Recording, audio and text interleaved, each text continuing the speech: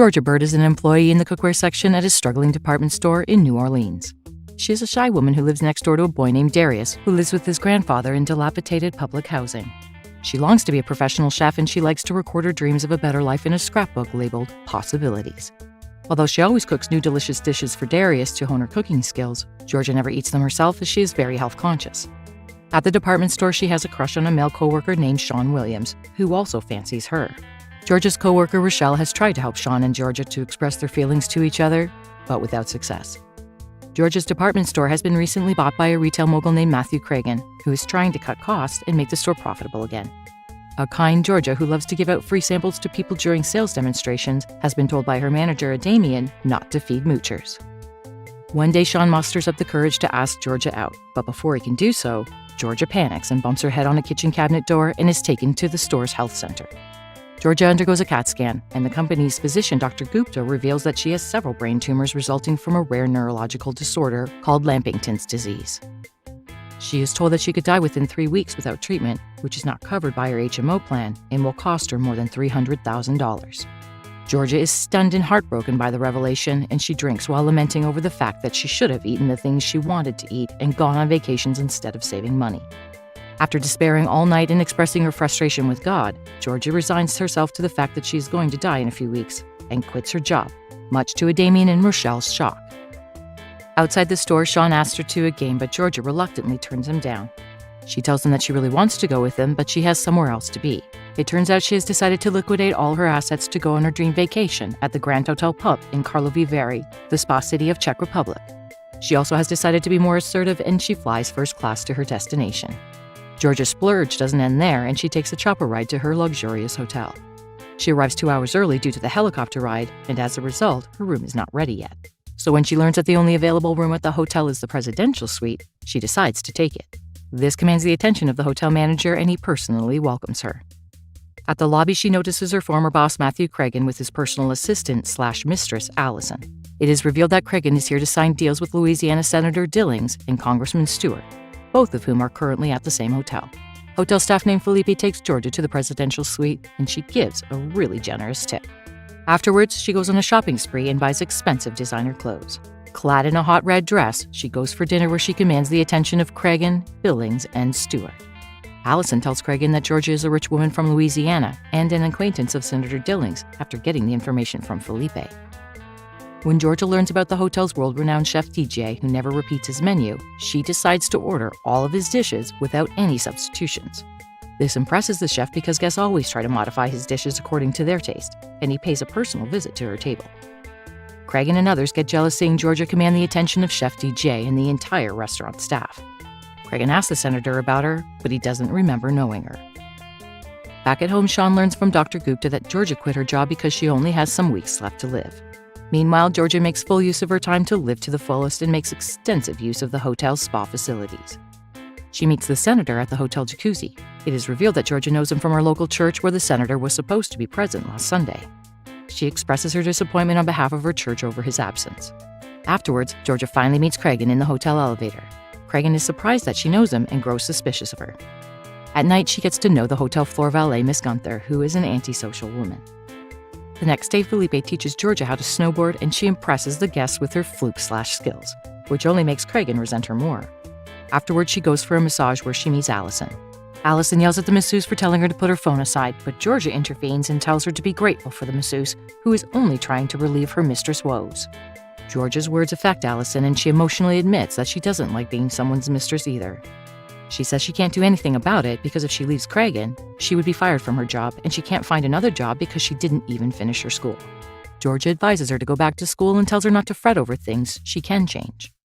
Allison tells Cragen about her encounter with Georgia, who told her about her past as a retail employee and predicted loss in the fourth quarter in Cragen's retail business. This alarms Cragen as he worries Georgia could have been sent by her competitors to derail his meetings with Senator Dillings.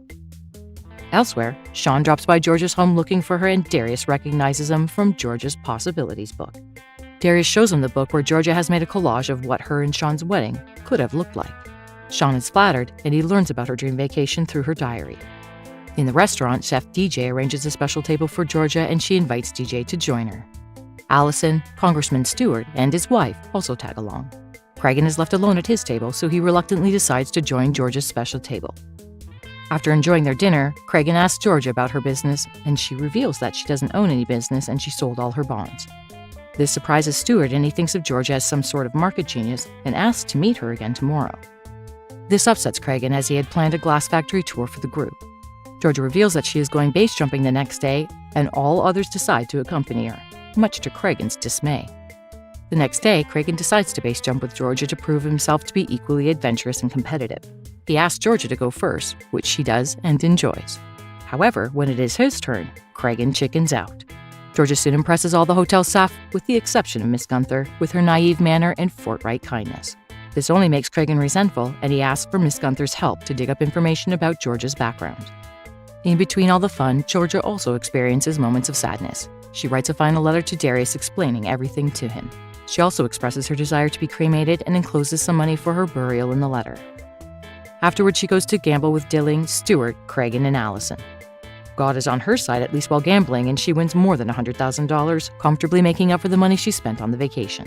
Dilling, Stuart, and Allison also make some money by placing the same bets as Georgia. After gambling their hearts out, the group attends an intimate performance by a popular singer.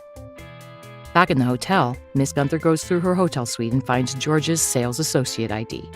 Gunther also finds her letter in which she has provided instructions for the disposal of her remains after her death. After the performance, Senator Dilling invites Georgia to meet him back home in Louisiana, but she tells him that she can't look past the for sale sign on his forehead, pointing at Dilling's secret and shady dealings with businessmen like Cragen. Dillings tells her that he's only helping Cragen get past some regulatory hurdles in a committee, but Georgia quickly retorts that he should spend his time helping his own people with the community redevelopment program that hasn't seen any progress in many years, before leaving. When Georgia returns to her suite, Gunther apologizes to her for her rude behavior earlier. Georgia is surprised by Gunther's sudden change in demeanor, but doesn't think much of it and forgives her. Moved by Georgia's big heart, an emotional Gunther embraces her and admits to reading her letter. Georgia is upset that Gunther went through her belongings, but also a bit relieved to have found someone she could talk to about her situation with. Gunther promises to be there with her till the end and asks Georgia why she's spending her last days with all these snobby, horrible people instead of her loved ones.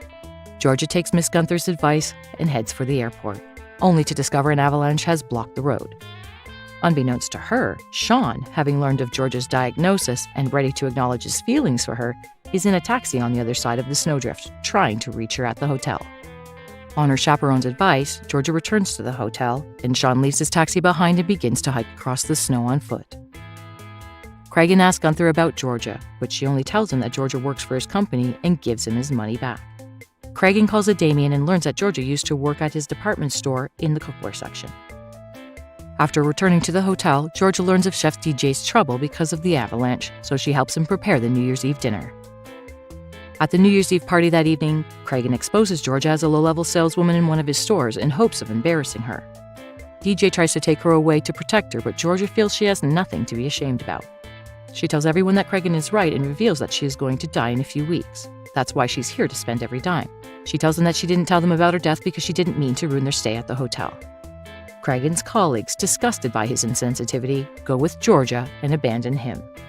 Allison also leaves him, saying that she will return to school and get her business degree. She also adds that she will be all too happy to help Cragen's wife divorce him and figure out exactly how much half of his fortune will be. Dejected and embarrassed, Cragen goes to the upper floor of the hotel and sits on the ledge, contemplating ending his life. After learning about it, Georgia tries to persuade him to come down, suggesting if he were nicer and less driven and greedy, he would be a happier person. Just when she manages to cheer Cragen up, Sean arrives at the hotel and joins Georgia and Cragen on the ledge. Sean expresses his feelings for her and tells her that he wants to be with her even if it's for a few days or minutes. Meanwhile, in the lobby, Ms. Gunther finds a fax from Dr. Gupta in which he tells Georgia she was misdiagnosed due to X-rays generated by a broken, outdated CAT scanner. Ms. Gunther rushes up to the ledge to announce the good news. Some months have passed by. Georgia and Sean have returned to New Orleans and opened a restaurant which is visited by Chef DJ and Georgia's longtime inspiration, Emeril Lagasse. An epilogue sequence shows that Georgia changed her book of possibilities into a book of realities, and her friends all lived better lives. Miss Allison Burns went to business school and opened a spa. Miss Gunther opened a detective agency, and Dr. Gupta and Matthew Cragen joined a spiritual retreat after Gupta quit his job and Cragen's ex-wife won a large settlement in their divorce, leaving him broke. The movie ends as we get to know that Georgia and Sean got married while skydiving.